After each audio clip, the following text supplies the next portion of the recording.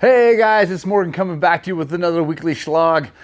So happy to be back on track with these and actually getting some done. Thank you guys so much for joining me. If you're new here to the channel, stick with us. This is what we do most of the time. We're not always talking about 300XCs or making fun of things.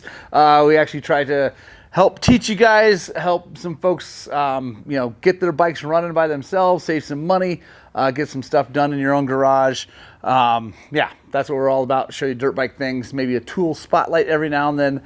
Every blue moon we'll check in with Angry Zach over there, but he is an angry man. I try to stay over here on my own side of the shop. To be honest, I'm petrified of him. But if that sounds like fun, stick with us. Here we go.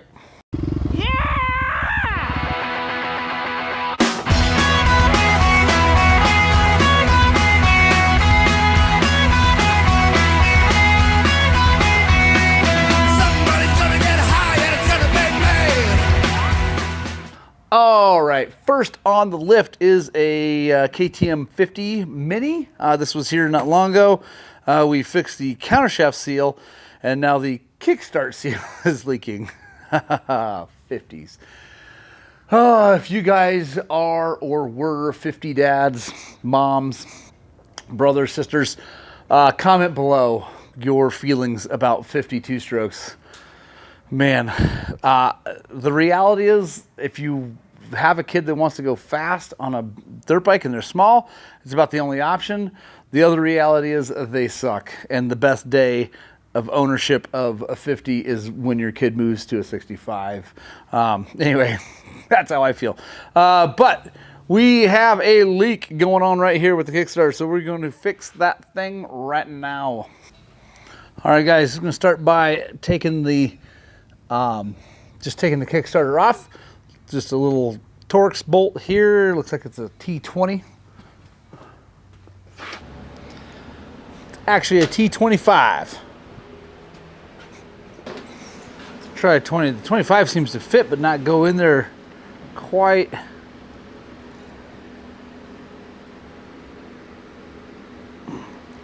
Man.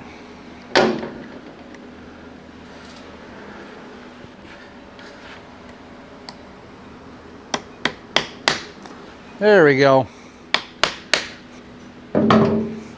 25 is the right one. Just kind of hanging up. Probably those spline, torque, whatever you want to call them, were a little bit boogered up. So now, got to go super easy on these little Torx bolts, whether they be for the power valve stuff on the big bikes or whatever. You can strip them out really easy. And then you got to drill them out or whatever, figure something out how to get them out of there. All right, so what I'm going to do is I'm going to lean this thing that way. So let's see. Get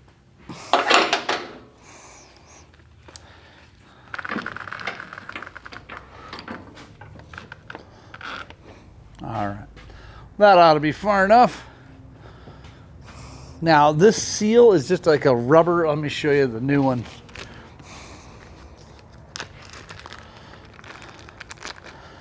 It's just a, here, hang on. Just a rubber seal, no metal. Well, I'm sure there's maybe some metal on the inside of it, but actually probably not. It's probably just all rubber.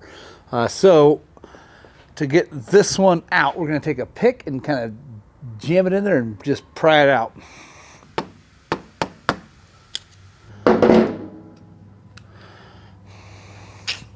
There we go.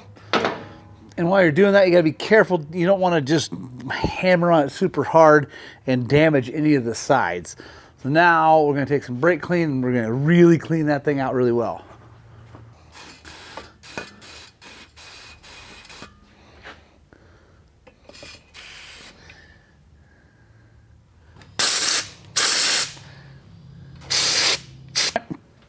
Nice and clean. I get a little bit of grease put on here. We're going to just push this over, and then we're going to get a socket that's just big enough to hit this and tap it in. All right, put a little more Loctite on that and put it back in. Now guys, what we're going to do is I'm actually going to have this tip the other way and make sure it's not leaking, and then we'll change the oil, because I did definitely get some brake clean into the motor. It's honestly not a big deal. It'll probably evaporate pretty quickly, especially once this thing warmed up. There's a vent, there's a crankcase vent, so transmission crankcase vent. It's two-stroke. You can't vent the actual crank, but but we want to make sure it's not leaking before I change the oil. All right, guys. So while we're waiting on this one to see if it's going to leak, which so far it looks perfect. I have actually the brother's bike. So this is one kid of the family. This is his brother's bike, 65. And doing a couple things to this. Carburetor is leaking. Anyway, it needs to be clean, rebuilt, whatever. We're going to take that off and see what's going on there. But then we're also putting taller bars. So let me show you what's going on here. This bike is super set up. It's got these fancy forks on it. I think something's been done to the motor. The cylinder definitely does not look normal. It's extra shiny compared to everything else. It's got a nice pipe. Anyway, it's been all decked out to race. Not for the kid that owns it right now, but the kid before. So, but while it is cool, the kid that is riding it now is a little like too big. He's not really too big. He can't possibly get on an 85 yet, but he's a little bit bigger than what this bike is set up for. So we're going to put some handlebars on it. These are the Kawasaki mini bars, probably the stock bars. And what we're going to be doing is these KLX 110 bars from Pro Taper. They're just a little bit higher rise, and then I think a little bit wider. Let me see. Let's take them out of the package and take a look. All right, guys, you can see definitely a taller bar and maybe just a little bit wider, which is good because the kid is just a little bit bigger than what this bike is set up for. So with just a quick swap of the bars, he's going to be way more comfortable on this motorcycle. Get him through until he's big enough to get on an 85. Let's start by taking this carburetor off and take a look at it.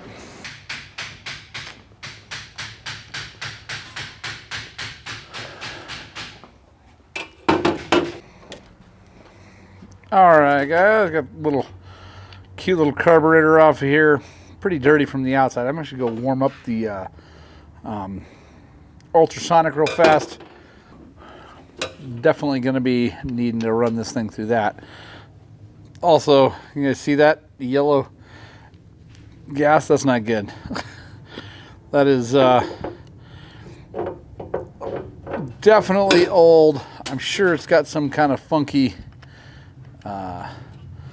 race fuel / oil in it, but that is not the right color for any gas with any oil. And you guys can't, but I can smell it. It doesn't smell right.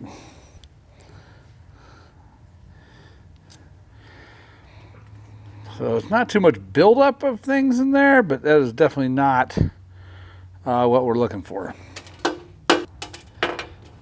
Needle looks okay, but I don't know. Definitely going to clean that up. I'm going to take the seat out.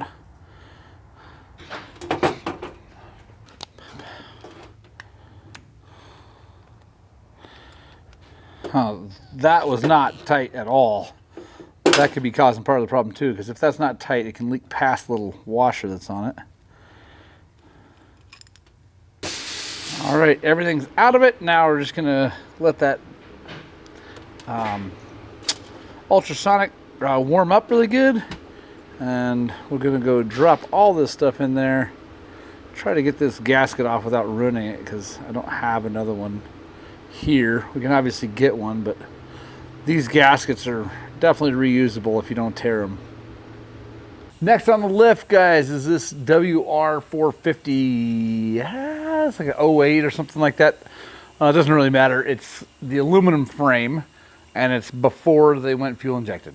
So that's a big, long list of years. But anyway, this one is not starting very well, and we believe it to be the valves. We don't know when that was last done or if ever done. The owner of it now is not the original owner, so he's having us do that. The other thing, this is going to make a very good learning bike for us for Yamahas. If you guys don't know, Yamahas are a dry sump motor, and what that means is that so if you guys know what a sump is like the lowest point where fluid collects, and on a motorcycle it's oil, where the oil collects and gets sucked into the oil pump to then be pumped in different places. On other motors, KTMs for instance, like that, also let's see, Suzuki's, well anyway, lots of motors, the bottom of the motor is wet, like there's oil down there, and the crank is spinning in that oil, flywheel spinning anyway, splashing around, and it's helping splash some of that, and then also the oil pump is pumping it to different places. Yamahas use a dry sump motor. Back in the steel frame days, the tank was in the frame. That's why you had usually a check. You know, the dipstick was up here. Sometimes the fill was up here. Eventually they put it down here, but the dipstick was here. Well, now that these are aluminum frame, they have put the sump inside the motor, or excuse me, they've put the tank inside the motor. So right up here, there is a separate cavity inside the cases. It's a little cavity, and that is where they pump the oil that then gets, from there, gets pumped out into the rest of the motor, drip down, whatever. So, because of that, if you let the bike sit for a while, there's no check valve in that tank area, or at least not a real full tight one. If you let it sit for a while, all the oil will drain down into the sump, the bottom end, and you go check it before you go ride it, it reads empty. So then you add oil, you ride, then you come back, you let it sit, you check it, and it's empty. You add oil. Anyway, what happens eventually is you get oil dripping out of the air box. I've also seen it hydrolock them if you've put enough oil in it.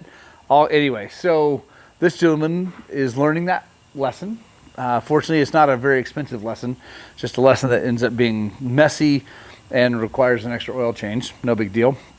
But yeah, that's information for you guys. Hopefully that helps somebody out here in the future. They buy one of these used or something like that. XRs are the same way. God, almost every XR, DRZ 400s are the same way. So anyway, find out if your bike has a dry sump before you go, you know, adding oil, because it seems like it's low.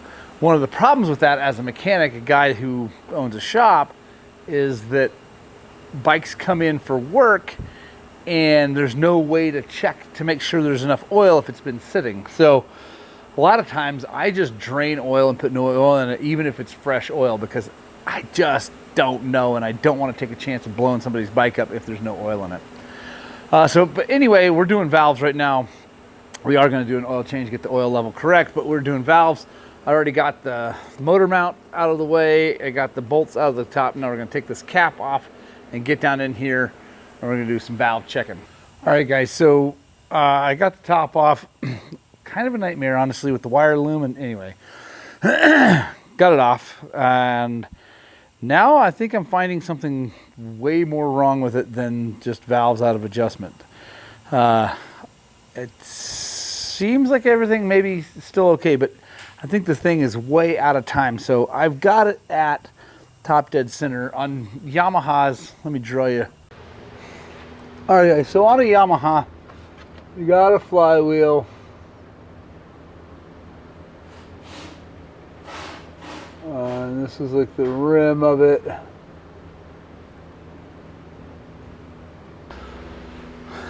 Obviously the nut is down here, whatever. There's the crankshaft, and then you've got your little hole with a mark. So on a Yamaha, there's a line like this with a, like that. Let's see if you guys can see that. There we go. You can see there's that, and then there's another mark.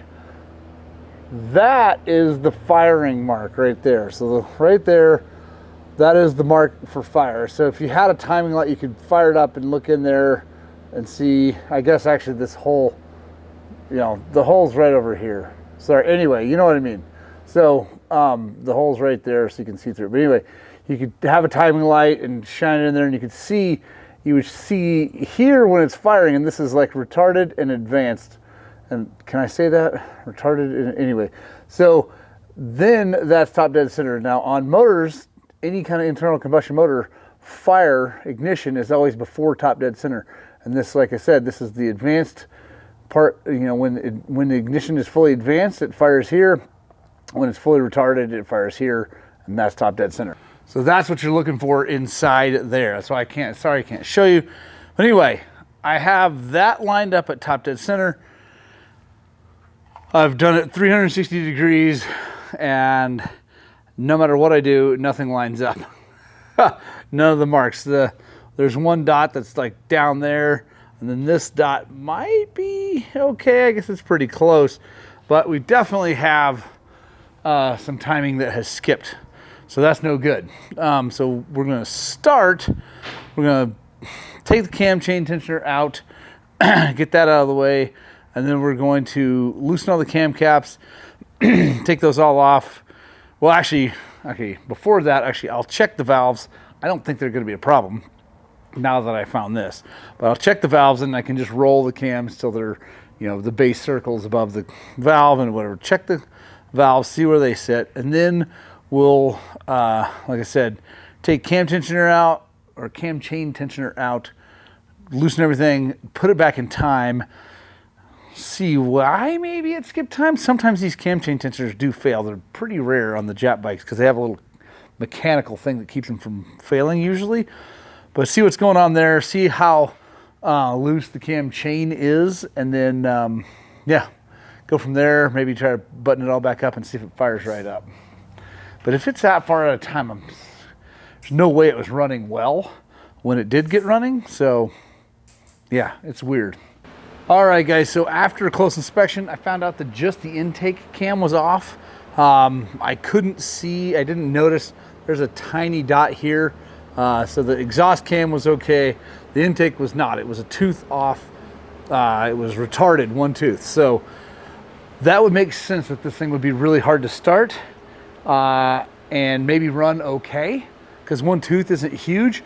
It's enough to make it hard to start though.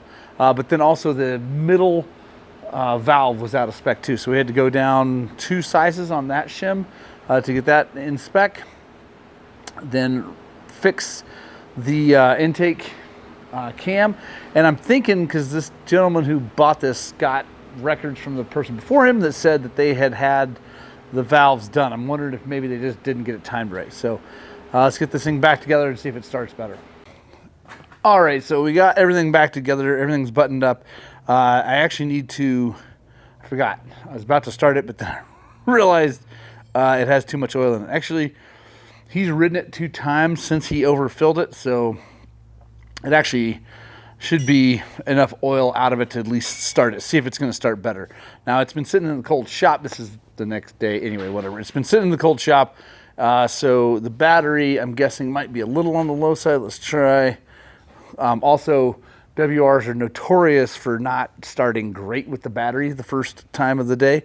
But quick little instructional video here about how to start a carbureted 4-stroke after it's been sitting, and you need to, it's cold, right? And I don't mean cold outside necessarily, but the bike is cold, hasn't been run. So you want to pull the choke. You're going to come up here, you're going to twist the throttle, all like 4 times. That's squirting extra gas into the cylinder because it's got an accelerator pump. Obviously, if your carb doesn't have an accelerator pump, don't do that. It doesn't help. So yeah, starter or battery definitely weak. Now let's kick it and see how it does.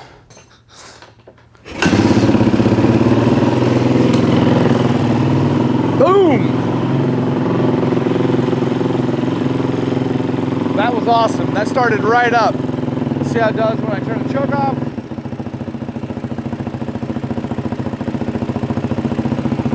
I like it a lot. That's awesome. That started just like I wanted it to. Really just one kick. You saw me roll it through a couple times. I was finding the right part of the stroke. These have an automatic decompression mechanism on the exhaust cam, so it's not as necessary for you to find the right part of the stroke like an old school, like an XR or something like that, or an old, like the old 426s or 400s.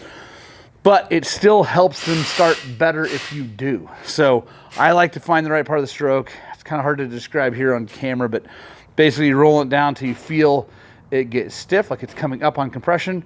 You just put light pressure on it, let it kind of bump past that. It's hard to describe, but you'll feel it. Go bump past it, and that's the auto decompression. You feel, and then you kick it full, and it usually starts right up. So that's awesome, guys. I'm happy about that. Don't know why it skipped time, although I'm guessing maybe it didn't skip time. I'm guessing maybe it was just installed wrong by the last person who worked on it. And it happens, you know, guys.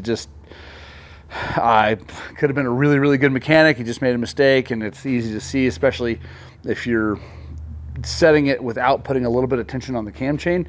I like to do that. I like to push on the cam chain, because it can, if it's stretched a fair amount, it can be almost a tooth off once you put pressure on it. So all right, well, I got to put the motor mounts back. I got to take the tank back off, put the motor mounts back on it, change the oil. We got a few other things. Let's see. I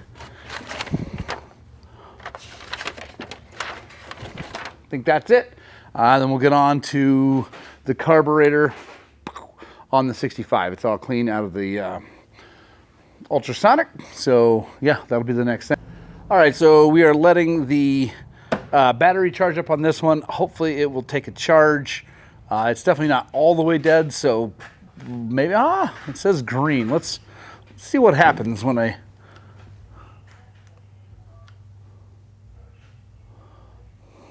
because I don't know.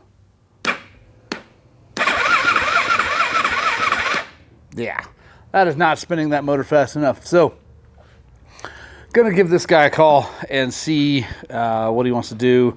See if he wants to get a new battery from us, or if he wants to try to outsource one, because I get it. Sometimes our batteries are very, very expensive compared to what you can get other places. He's considering selling this bike and getting a 300 because he's realizing it's a lot heavier than he thought. He likes it, and it runs great, obviously, because it's a Yamaha, but maybe not exactly what he wants. So anyway, that's on the back burner for now. You heard it runs great, everything's good. So now we are going to put this carburetor all back together. Like I showed you before, got it all completely disassembled. Ran everything through the ultrasonic. Now we're gonna just reinstall everything and get it all back together. Then we're gonna blow through everything with a compressed air. Make sure we get everything super clean. Speak Spanish, you're right. You listen to it. Yeah, well, you might not want to speak Spanish. Physically speak the words. Well, that's just lack of maintenance. I think there's some of that. I mean, last time I saw... All right, guys, got fresh gas in it, carbs on there, everything's cleaned up, chokes on. Let's see what happens.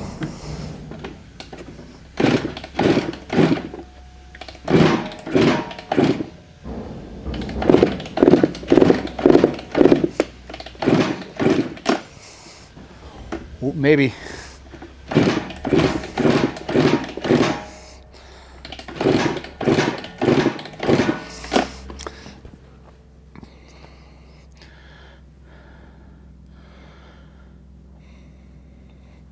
All right, let's check the spark plug. It's pretty black. Come on, focus. There we go. I'm gonna check to see if it's sparking real fast.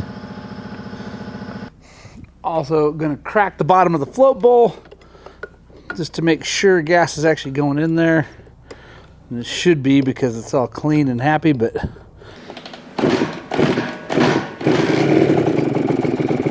there we go.